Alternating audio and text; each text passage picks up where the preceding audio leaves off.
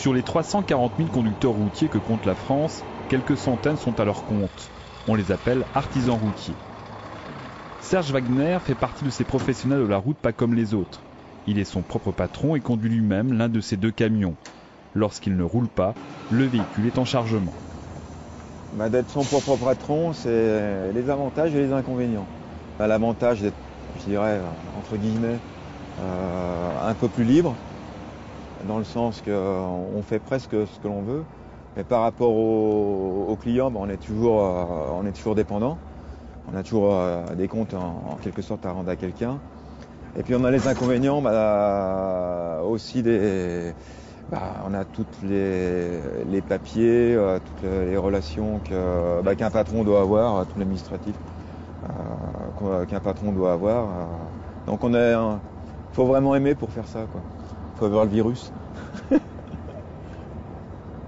Parmi les nombreuses tâches de Serge, la maintenance du véhicule. Plusieurs fois par mois, il amène son camion en révision. Mais ce matin, le passage à l'atelier mettra un peu plus de temps que prévu. C'est tout gelé, la cour est toute gelée et ils n'ont pas mis de sel. Et le problème, c'est que je suis vide et la deuxième remorque me tire. Donc quand ça arrive, ça patine et j'ai un empattement qui est trop long. Mais bon, c'est les aléas du transport, comme m'a dit quelqu'un un jour. Avant de me mettre à mon compte, j'ai fait pas mal de différents métiers. Ça a été du facteur pendant mes études. Du commercial, vente de voitures, vente d'assurance. Il y a une partie même agricole à une époque. J'arrive à tous les différents corps de métier, ça m'a fait de l'expérience et puis c'est fait justement cette polyvalence pour toucher un petit peu à tout, quoi. Chaque visite à l'atelier n'est pas une perte de temps, bien au contraire, le véhicule doit être performant. C'est important dans le sens que pour vis-à-vis des clients, c'est l'image de marque. J'aime bien avoir du matériel propre, donc c'est surtout ça aussi. Voilà. Et c'est l'entretien. Ça fait partie de l'entretien courant, je dirais. Comme regarder l'huile, l'eau. Mais avec là-dessus, on regarde plus grand-chose maintenant. Faut quand même aller travailler un peu, justifier notre camion. Sitôt le camion révisé, nettoyé, Serge part pour son premier déchargement. Mais le mauvais temps ne lui facilite pas le déplacement.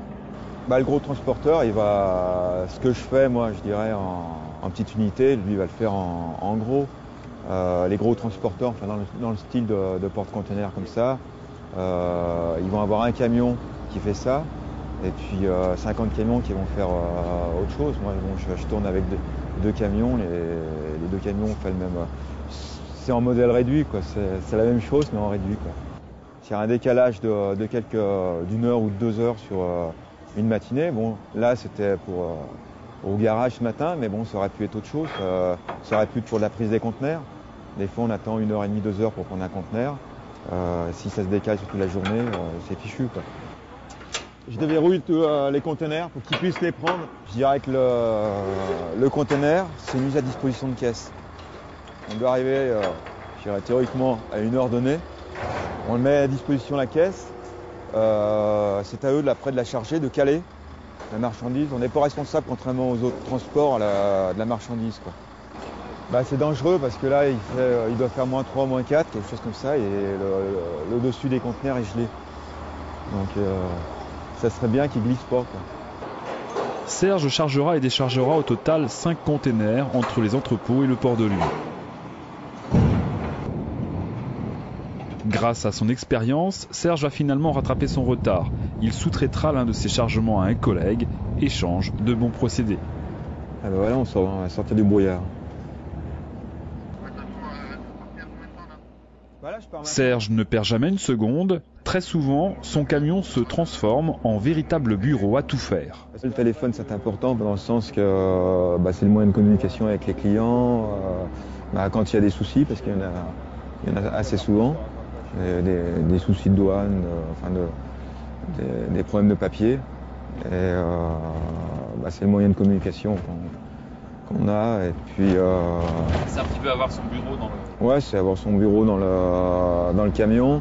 Et puis ça permet de ne pas être bloqué et de débloquer beaucoup de situations. C'est une cabine, c'est sur le Magnum. Il y a une partie bureau avec une table. Donc quand j'attends chez les clients, parce que des fois les temps d'attente sont 1h30, 2 heures, voire 3 heures. C'est pas du temps de perdu, donc je fais mes papiers, je fais ma TVA, je fais tout ce que j'ai à faire, les factures. Il y a un côté indépendant, il y a un côté libre, bien qu'il ait été rogné au fil des années, hein, plus ou moins. Mais non, je reviendrai pas en arrière, moi. Rentabilité oblige, la semis de Serge ne reste pas longtemps sans container. L'artisan routier doit faire tourner sans interruption son entreprise itinérante. La concurrence n'est jamais loin.